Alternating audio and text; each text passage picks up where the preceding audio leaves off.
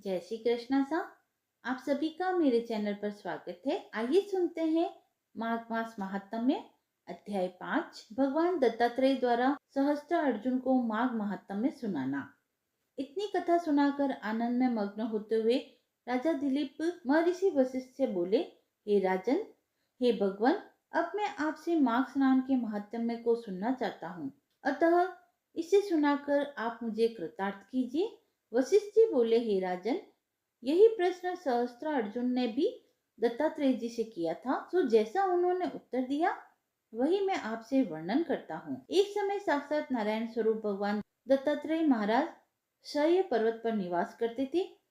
तो महिष्मती नगरी का राजा सहस्त्र अर्जुन उनकी सेवा में उपस्थित होकर कहने लगा, आप योग्यों में मान्य है, मैंने अनेक धर्मों का श्रवण किया है, मैं आपसे माघ स्नान के फल को सुनना चाहता हूँ, इसीलिए आप उसे सुनाकर मुझे कृतार्थ करें।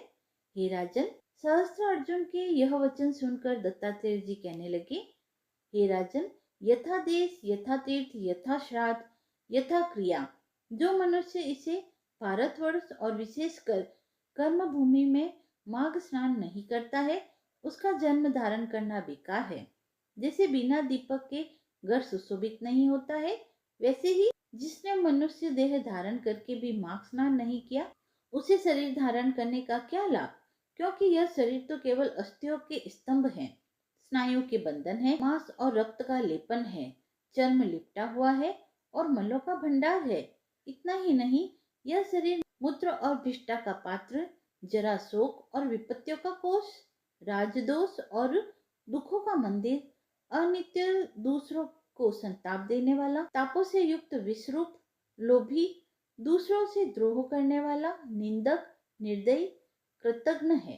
हे राजन, उपरोक्त दुर्गुणों से युक्त शरीर को पाकर भी जो नीच प्रकृति के लोग दिन रात पापों में लगे रहते हैं, अभिमान में चूर रहते हैं, उनकी उपमा किससे दी जावे?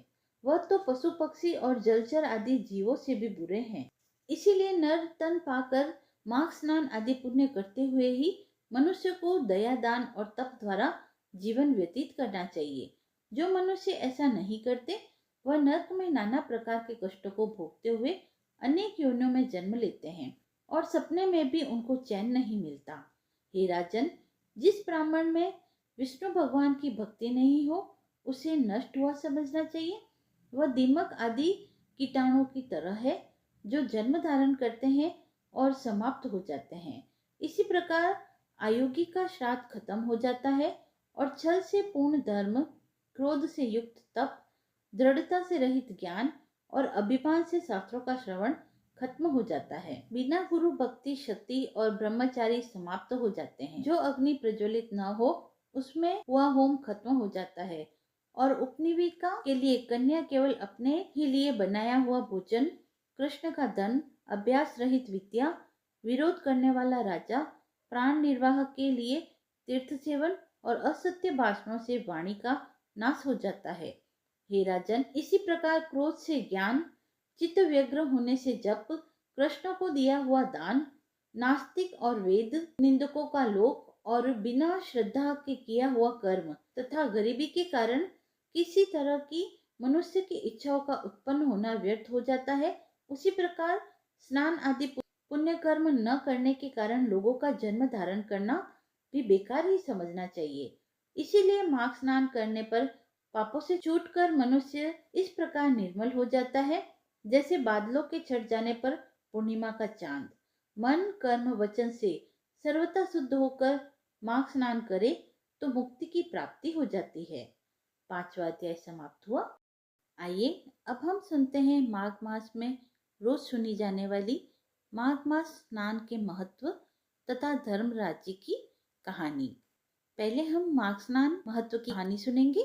भारतीय संवत्सर का 11वां चंद्रमास और 10वां सौर मास माघ कहलाता है। इस महीने में माघ नक्षत्र युक्त पूर्णिमा होने से इसका नाम माघ पड़ा। इस दिन व्रत, दान, तपस्या से भी भगवान श्री हरि को इतनी प्रसन्नता नहीं होती जितनी कि माघ महीने में स्नान करने मात्र से होती है।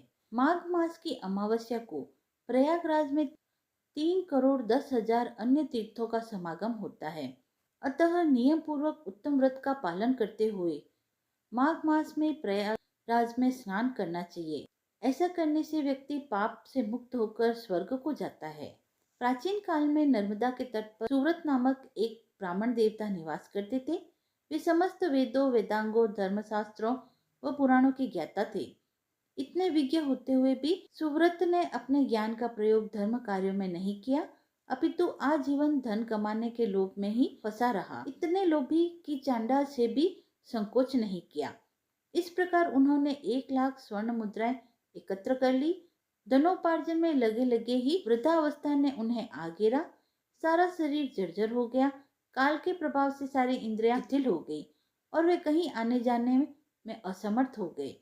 सहसा उनके मन में विवेक उदय हुआ कि मैंने सारा जीवन धन कमाने में ही नष्ट कर दिया, अपना परलोक सुधारने की तरफ ध्यान भी नहीं दिया।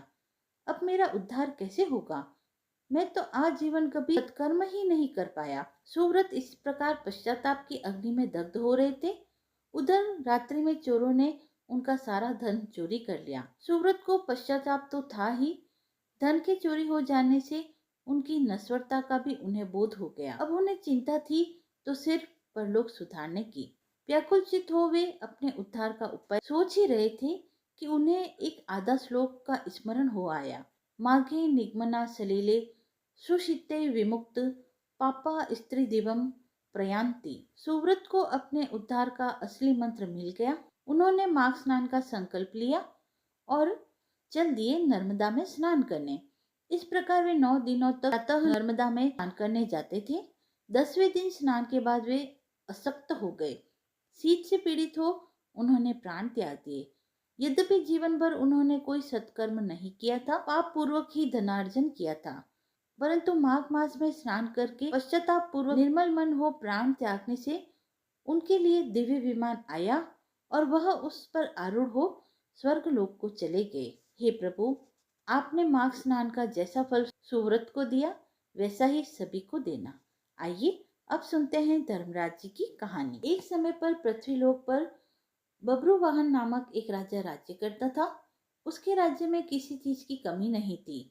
इसी राज्य में हरिदास नामक ब्राह्मण भी निवास करता था, जिसका विवाह गुणवती नाम की स्त्री से हुआ था, जो कि बहुत ही धर्मवती और पतिव्रता महिला थी। गुणवती ने अपना पूरा जीवन सभी देवी देवताओं की उपासना में लगा दिया और वह सभी प्रकार के व्रत करती थी, दान धर्म भी किया करती थी। इसके अलावा अतिथि सेवा को वह अपना धर्म मानती थी।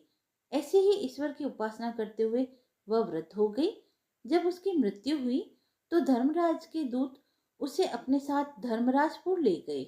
यमलोक में एक सुंदर सिंहासन पर यम धर्मराज विराजमान थे और उनके पास ही चित्रगुप्त जी बैठे थे। चित्रगुप्त जब धर्मराज जी को प्राणियों का लेखा जोखा सुना रहे थे, तभी यमदूत गुणवती को लेकर पहुंचे। गुणवती यमराज को देखकर थोड़ी भयभीत हुई और मुंह नीचे करके खड़ी हो गई। फिर चित्रगुप्त ने गुणवती का ब्यौरा निकाला और उसके बारे में धर्मराज जी को बताया। धर्मराज जी ने गुणवती का पूरा ब्यौरा देखा और वे प्रसन्न हुए, लेकिन फिर भी उनके मुख पर थोड़ी सी उदासी भी छाई हुई थी। यह देखकर गुणवती ने पूछा, हे प्रभु, मैंने तो अपने जीवन काल में सारे सत्कर्म ही किए हैं, फिर भी आपके मुख पर उदासी छाई है, इसका कारण क्या है? प्रभु, मुझसे क्या भूल हो गई? धर्मराज जी ने कहा, हे देवी, तुमने सभी देवी देवताओं के व्रत किए हैं, उपासना की है, लेकिन कभी भी तुमने मेरे नाम से कुछ पूजा पाठ या दान नहीं किया। धर्मराज जी की बात सुनते ही गुणवती क्षमा याचना करने लगी और कहने लगी, हे प्रभु, मुझे आपकी उपासना के बारे में कुछ पता ही नहीं है। कृपा करके मुझे ऐसा उपाय बतलाइए प्रभु, जिससे सभी मनुष्य आपकी कृपा के पात्र बन सके। मैं आपके मुख से आपकी भक्ति का मार्ग सुनना चाहती हूँ और मेरी कामना है कि मृत्यु लोक पर वापस जाकर मैं आपकी भक्ति करूं और सभी लोगों को इस बारे में बताऊं। धर्मराज जी ने बताया, जिस दिन सूर्य देव उत्तरायण में प्रवेश करते हैं, यानी मकर संक्रांति के दिन मेरी पूजा शुरू करनी चाहिए और उस दिन से लेकर पूरे साल तक मेरी पूजा करते हुए यह कथा सुननी चाहिए।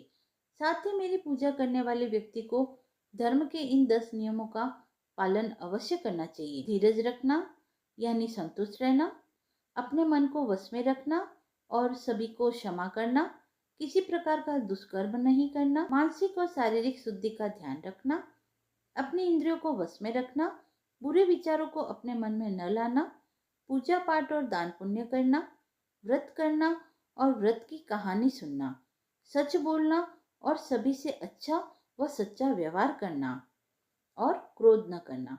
धर्म के इन सभी लक्षणों का पालन करते हुए 1 साल तक मेरी कथा नियम से सुने, दान पुण्य और परोपकार के काम करें और अगली मकर संक्रांति पर इस व्रत का उद्यापन करें। इसके बाद मेरी एक मूर्ति बनाकर विधि विधान से प्राण प्रतिष्ठा करवाकर हवन पूजन करें और साथ ही चित्रगुप्त जी की भी पूजा करें और काले तिल के लड्डुओं का भोग लगावें। इसके बाद ब्राह्मण भोज करावें और बांस की टोकरी में 5 सेर अनाज का दान करें। साथ ही किसी जरूरतमंद को गद्दा, तकिया, कंबल, लोटा, चप्पल, वस्त्र आदि का दान करें। संभव हो तो गौदान करें। धर्मराज से व्रत की पूरी कथा सुनकर गुणवती ने पुनः धर्मराज जी से प्रार्थना की, हे प्रभु, मुझे फिर से मृत्युलोक में जाने दीजिए, जिससे मैं आपका व्रत कर सकूं, साथ ही इस व्रत का प्रचार भी लोगों में कर सकूं। इस पर धर्मराज जी ने गुणवती को धरती लोक पर फिर से जाने दिया। धरती पर वापस आकर गुणवती ने धर्मराज जी द्वारा बताए गए व्रत के बारे में अपने पति को बतलाया। मकर संक्रांति आते ही गुणवती और उसके पति ने यह व्रत शुरू किया। इसी व्रत के प्रभाव से उन पर धर्मराज जी की कृपा हुई और उन्हें मोक्ष की प्राप्ति हुई। हे प्रभु, आपने जैसी दया गुणवती व उसके पति पर की, वैसी ही दया सभी पर बनाए रखना। बोले धर्मराज जी महाराज की जय। कथा समाप्त हुई। यदि आपको यह पसंद आई हो तो आप मेरे चैनल को लाइक, शेयर एंड सब्सक्राइब करें। धन्यवाद।